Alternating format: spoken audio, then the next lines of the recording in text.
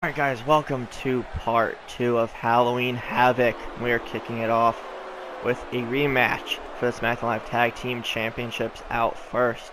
The challengers using their rematch, Primo and Epico Cologne. If you guys remember, back at SummerSlam, they went toe-to-toe with Gallows and Anderson. The match ended in a double countout, so we did not get a winner. Or actually, it ended in a count out. I don't remember if it was a double or not. But either way, the title didn't change hands. But the Colognes nonetheless get a rematch anyway. So we'll see how the Cologne brothers can do against Gallows and Anderson in the second matchup against two-thirds of the club. Gallows and Anderson make their way down to the ring. AJ Styles not in their corner this time. AJ obviously has full faith that these two can do it on their own. They technically don't really need his help for him to be out there, for them to know they have his moral support. Again, those three go way back to even their time in Japan together. Club are basically like actual, they're not really related, but they are brothers in arms, so to speak. So they can do stuff whether they're alone, all together. The club is always a unit nonetheless. But Gallows and Anderson looking to continue their long reign as SmackDown Tag Team Champions. Nearly a year at this point. I think once we get to around Royal Rumble time is when we'll hit the year mark of the club being SmackDown Tag Team Champions for a year. But they need to get past Primo and Epico first before we could even continue talking about a year-long streak for Gallows and Anderson. Let's get this opening matchup underway. The Colognes very much excited than they are like actual brothers taking on the Good Brothers and the Brothers in Arms, whatever you want to refer to it as. Let's get this matchup underway. Carl Anderson taking Cologne down with a couple clotheslines back to back. And some vicious stomps. Takes him down early. I still get the Colognes a little bit confused. So if this is Epico and I say Primo, don't mind me. But Anderson, vertical suplex. Takes him down.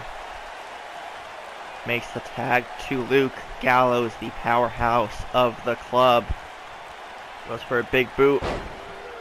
And Cologne takes him down and going after the legs. Smart move there.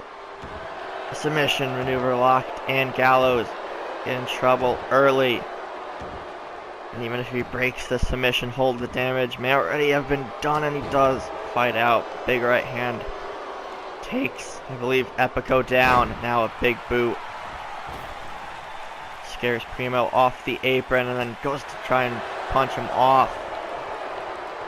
But stuns him. That gives Epico some time to get to his feet, but again kicked to the rib cage by Gallows. Keeping Epico down.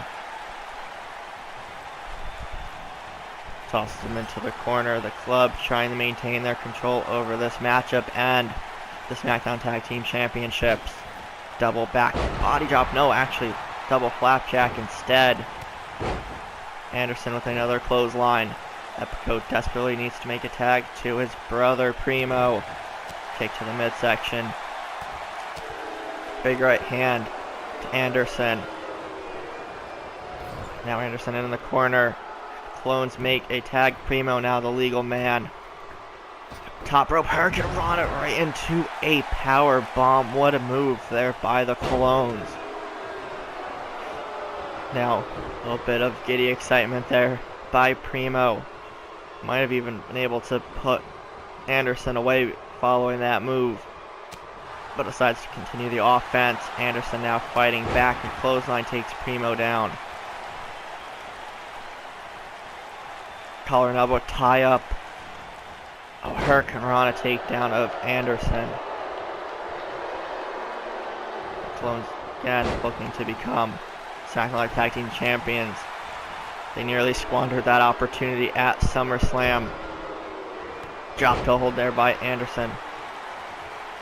But Club's getting another shot as they do have a contracted rematch. Now Anderson trying to fight out of the corner. Primo tosses him to his. Makes the tag back to Epico.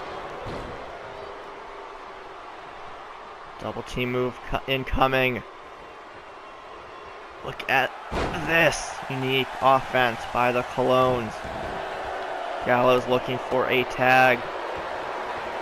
Anderson looking to create an opening so he can do so. And just drops Epico face first on the top rope. Tags in Big Luke Gallows. Big right hand misses completely. Trying to pick him up, but Gallows finds his way out of it. Big boot to the face. And a splash by Gallows into the pin. 1, 2, and no. Not even a count of 2. Epico is able to kick out. Double axe handle to the back of the neck. Picks him up once again. Epico fighting back now. Goes for a step up into Guri. Uh-oh, Gallows caught him. Goes for the chokeslam, but no.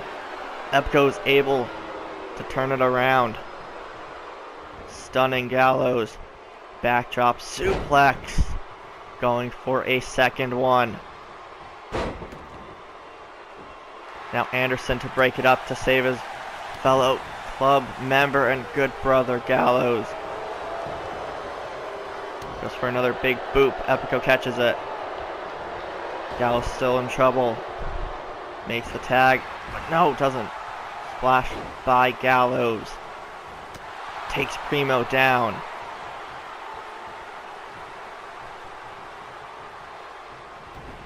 Tosses him into the corner. Goes for another big splash. But Epico is able to see that coming a mile away. Big left hand to the midsection of Gallows. Monkey flip. Picks the big man up and slams him right down. Knee to the face. Gallows needs to make a tag. Now Primo the legal man.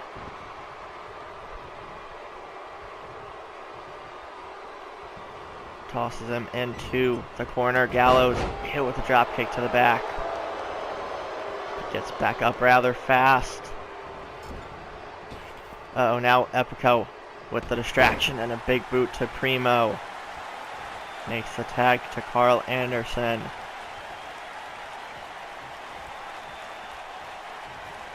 Picks him up. Big right hand and a forearm. Stuns him against the ropes and he just collapses. Anderson needs to stay on him. Big clothesline. Picks up Primo. Big uppercut. Big clothesline takes him down. Anderson taking out both of the Colognes. Going up top and hits a splash. The referee's count begins. Makes the tag to Luke Gallows again. Throwing up the 2 sweets.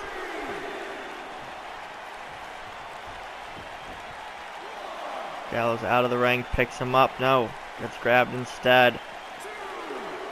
The referee's count reset, now at 2 again. Gallows trying to get him back into the ring. Drives him into the apron instead. Now taking his frustrations out on Epico.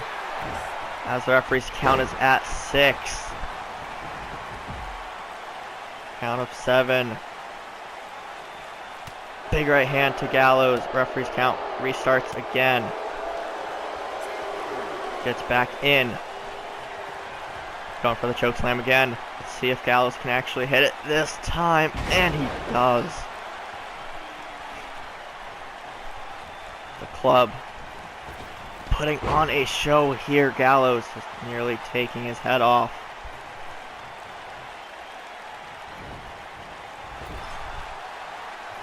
Tags in Anderson. The club setting up for the Magic Killer to retain the tag team championships. 1, 2, 3, and the club retain. Epico and Primo came very, very close this time around. but it was not enough to overcome the dominant team of Anderson and Gallows. There were several points early on in the matchup that this match could have ended either way, but the club showing why they are the best tag team on SmackDown Live. Again, the fact that the clubs were able to even pick up Gallows for a suplex or two is definitely a nod of respect for them. But the club continue their reign as tag champs here on the blue brand. What a way to start off part 2 of Halloween Havoc. Let's get into tonight's main event. Alright guys, main eventing part 2 is a match between Bray Wyatt and Braun Strowman, but not just any match. We are on Bray Wyatt's compound, where he's basically been since losing to Braun Strowman at WrestleMania. These two just going at it. We're being streamed this footage live by some camera crew who are very, very brave men to want to be anywhere, 1, near the compound, 2, near the compound that has Bray Wyatt and Braun Strowman on it. Both men have no love lost between each other, and they are just brawling. I don't even know how we're going to decide a winner. I guess whoever gets knocked out first. But if you guys remember, following Braun Strowman's loss to Apollo Crews during the main event of SummerSlam for the WWE Championship, Bray Wyatt made his long-awaited return and attacked Braun Strowman and just gets slammed down by Braun. But Bray made his return. We haven't seen him since WrestleMania, and again a spinebuster by Strowman. Right now dominating this. I don't know if to even call it a match or a brawl or whatever, but Braun dominating it so far, gets taken down by Wyatt. But again, I keep getting sidetracked. Bray came back at the end of SummerSlam. That was the last thing we saw. Bray even somehow magically managed to cut off the broadcast and cut short whatever I was going to say at the end of the pay-per-view. But this match was booked last week following SmackDown Live.